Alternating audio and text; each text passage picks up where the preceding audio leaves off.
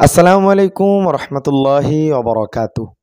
প্রিয় ভালোবাসার মানুষ সকল, দেশ এবং দেশের বাহিরে যে যেখান থেকে আজকের এই গুরুত্বপূর্ণ এবং তথ্যবহুল প্রতিবেদন শোনার জন্য ভিডিওতে ক্লিক করছেন, সকলকে জানাচ্ছি আন্তরিক শুভেচ্ছা এবং অভিনন্দন।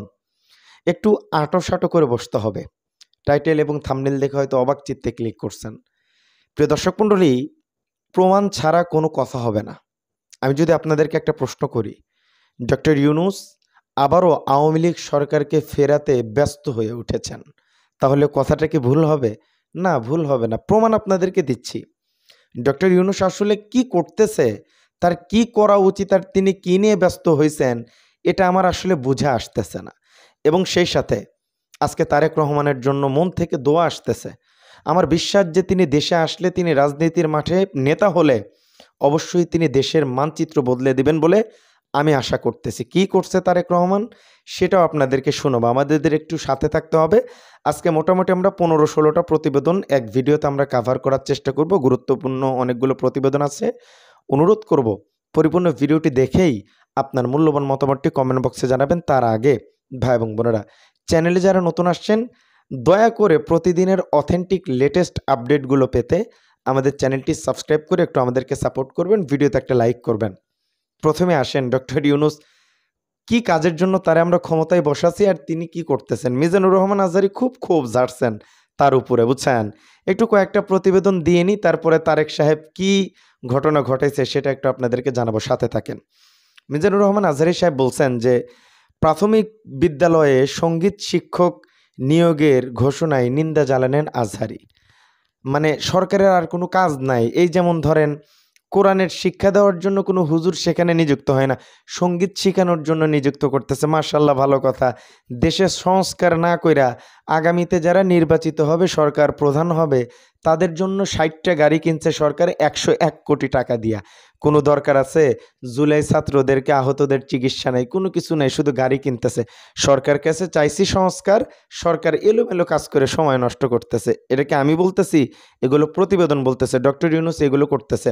এইবার দেখেন, ডক্টর ইউনূস যে ফ্যাসিস্টদের যে আবার ফিরিয়ে আনতেছে, এটা আমি কেন বললাম একটু প্রমাণ আপনাদেরকে দিচ্ছি। স্ক্রিনে দেখেন, আওয়ামী ঠিকাদারদের দিয়ে গণ অভ্যুত্থানের গ্রাফিতি মুছে ফেলছেন জেলা প্রশাসক।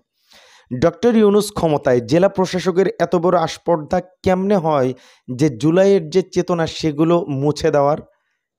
এটা কেমনে পারে এই সরকারের আমলেই? চিন্তা করেন। এটা তাহলে দেশ তো আওয়ামী লীগই চালাচ্ছে, ডক্টর ইউনূস তো দেশ চালাচ্ছে না। তাই আমি কি কথা কি তাহলে ভুল বলছি? কষ্টের থেকে কথাগুলো বলতেছি। কাজের কাজ একটাও না, অকাজের গোড়া মারতেছে সব কিছু, বুঝছেন। একটা প্রশ্ন আপনাদেরকে করি, ডক্টর ইউনূস আপনারা যে 5 বছর তারে ক্ষমতায় চাইতেন, এখনও কি তারে 5 বছর ক্ষমতায় চান? একটু কমেন্ট করে জানায়েন তো, আমার খুব জানতে ইচ্ছে করতেছে। দেখেন, গণতান্ত্রিক অধিকার কমিটি একটা পোস্ট করছে যে অভ্যুত্থানের 1 বছরে হাসিনার সরকারকে ফিরিয়ে এনেছে অন্তর্বর্তীকালীন সরকার। এটা তারাও বলতেছে। আমি যদি নাও বলি, এটা কিন্তু এক দলের কথা। এবং সেই সাথে আপনারা অনেকেই বলতেছিলেন না ডক্টর ইউনূসের 5 বছর ক্ষমতায় চাই, তারে 5 বছর আর জনগণ ক্ষমতায় চায় না। রাশেদ ভাই কি বলছে একটু শোনানোর পরেই তারেক রহমান সাহেব কি ঘটনা ঘটাইছে একটু সাথে থাকেন। নিউজটা খুবই ভালো, একটু শুনে যাবেন। আমাদের মোহাম্মদ রাশেদ ভাই বলছে, এই যে আপনার গণ অধিকার পরিষদের সাধারণ সম্পাদক, তিনি বলছেন একটা সময় কিন্তু অনেকেই বলেছিল যে এই সরকারকে আমরা 5 বছর ক্ষমতায় দেখতে চাই। আজকে আমি একজনের মুখ থেকেও এই কথা শুনলাম না, মানুষ কিন্তু বুঝে গেছে অন্তর্বর্তীকালীন সরকারের পক্ষে আসলেও ওভাবে সব কিছু কন্ট্রোল করা সম্ভব না। এই কথা তো রাশেদ ভাই বলছে। হাসিনাও বলছে যে ঋণ দেওয়া, গ্রামীণ কল্যাণ চালানো, মোটিভেশনাল কথা বলা আর দেশ চালানো এক জিনিস না। এটা কিন্তু হাসিনাও ইউনূস সরকারকে বলছে। এবং আমরা যদি একটু লক্ষ্য করি, আমাদের ইলিয়াস ভাই একটা কথা বলছেন যে আমার মনে হয় যত দ্রুত নির্বাচন দিয়ে ডক্টর মোহাম্মদ ইউনূসের চলে যাওয়া উচিত। এই সরকার যদি মনে করে যে তারা বিশাল স্মার্ট, আসলেও তারা বোকার স্বর্গে বাস করতেছে। তারা কিছু আবাল সাবাল বুইরা বেড়াদের দিয়ে উপদেষ্টা গঠন করছে, এদের দিয়ে আসলে কিছু হবে না। এটা আমাদের ইলিয়াস ভাই বলছে। এবার আসেন আমরা মূল আলোচনায় আসে। আসলে তারেক রহমান সাহেব আসলে কি বলছে, আমি এত খুশি কেন তারেক রহমান সাহেবের উপরে, এত বিশ্বাস কনফিডেন্স কেন? স্ক্রিনে দেখেন, তিনি বলছেন মুহাম্মদ সাল্লাল্লাহু আলাইহি ওয়াসাল্লাম মানবতার মুক্তির দিশেরই তারেক রহমান। এটা তো হচ্ছে হেডলাইন। এবং তিনি পুরো প্রতিবেদনে যেটা বলছেন শুনলে চমকে উঠবেন। আলহামদুলিল্লাহ। তিনি বলছেন পৃথিবীতে হজরত মোহাম্মদ সাল্লাল্লাহু আলাইহি ওয়াসাল্লামের আগমনের মাধ্যমে মানবজাতি নিজেদের কল্যাণ ও শান্তির নিশ্চয়তা লাভ করে। জগতের সব অন্যায়, অবিচার, কুসংস্কার, নিপীড়ন, নির্যাতন, বৈষম্যের ঘোর অন্ধকার যুগ থেকে নিষ্কৃতি লাভের সন্ধান পায়। সেজন্যই তিনি হয়েছেন মানবতার মুক্তির দিশারি। আওয়ামী লীগের কোনো নেতাকর্মীর মুখ থেকে এরকম কথা কি আপনারা বিগত 15 বছরে শুনছেন না? আমি একটা কথা বারবার বলি, আরও কিছু প্রতিবেদন আছে আমি শোনাবো, কিন্তু আমার কথাগুলো একটু শোনেন। আমি বারবার বলি, বর্তমান বিএনপির অনেক নেতাকর্মীরা বিশৃঙ্খলা, তারা উপরের নির্দেশ মানতেছে না। এখন তারেক রহমান সাহেব যদি কোনো কঠিন পদক্ষেপ গ্রহণ করেন, দলের ভিতর ভাগ হবে। আমি আপনাদের এর আগেও বলছি, আব্বাস সাহেব এক রাজনীতি করে, ফখরুল সাহেব, দুদু সাহেব একজন এক এক ঘরানার রাজনীতি করে বিএনপির মধ্যে। তো তারেক রহমান সাহেব সবারই নিয়ে একটা রাজনীতি করতে চায়। ক্ষমতায় আসলে তিনি 16 বছর রাজনীতি শিখছেন। আমার বিশ্বাস যে তিনি দেশ ও জাতির কথা শুনবেন এবং দেশের এবং জাতির কল্যাণে কাজ করবেন, এটা আমি মনে করি।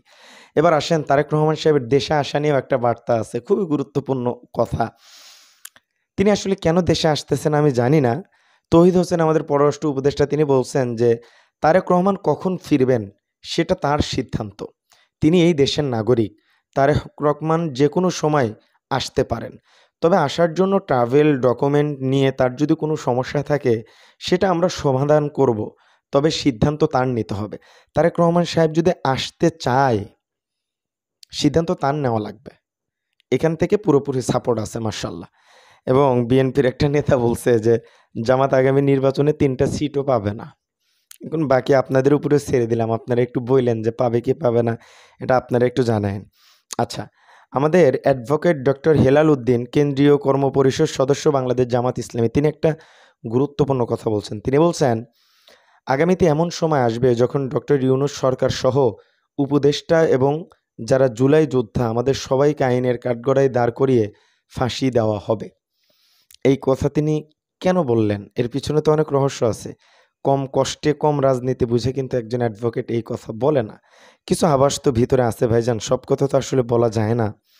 এই যেমন ধরেন, আমাদের মির্জা ফখরুল ইসলাম আলমগীর বারবার বলতেছেন যে বিএনপির গণতন্ত্র পুনরুদ্ধার করার জন্য দীর্ঘদিন সংগ্রাম লড়াই করছে।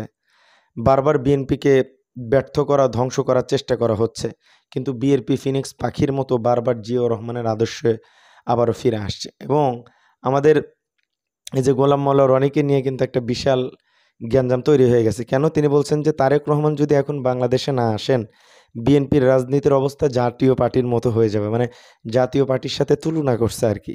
রাজনৈতিক দল হিসেবে প্রতিষ্ঠা পেয়ে যায়, তবে 1 নম্বর দল হয়ে যাবে জামাত, কোনো সন্দেহ নেই, ধারে কাছেও যাইতে পারবে না বিএনপি। এই ধরনের কথা গোলাম মাওলা রনি ভাই বলছে। খুব দ্রুত গ্রেফতার হবে তিনি, কার্যক্রম চলতেছে। ভিডিও দেখলাম তো, দাবি দাবা বিএনপির নেতাকর্মীরা জানাইতেছে, আপনাদেরকে আরেকটা এপিসোডে দেখাবো আমি। এবং নতুন সংবিধান নিয়ে যারা কথা বলেন, মির্জা ফখরুল ইসলাম আলমগীরের পক্ষে না। তিনি বলছেন নতুন সংবিধান আমরা গ্রহণ করব না, কারণ বর্তমান সংবিধানের সঙ্গে মুক্তিযুদ্ধ ও স্বাধীনতা সংগ্রাম জড়িয়ে আছে। সংবিধান ভুল ত্রুটি সংশোধন করা যাবে, নতুন করে লেখার দাবি যারা তুলছেন এটা তার বুঝে আসতেছে না। এই ধরনের কথা তিনি বলছেন। এবং ঈশ্বরচন্দ্র রায় একটা কথা বলছেন যে দেশে নির্বাচন যত বিলম্বিত হবে, স্বৈরাচার হাসিনার ষড়যন্ত্র তত বাড়তে থাকবে। তাই দেশ ও মানুষের অধিকার প্রতিষ্ঠায় দ্রুত নির্বাচনের কোনো বিকল্প নেই।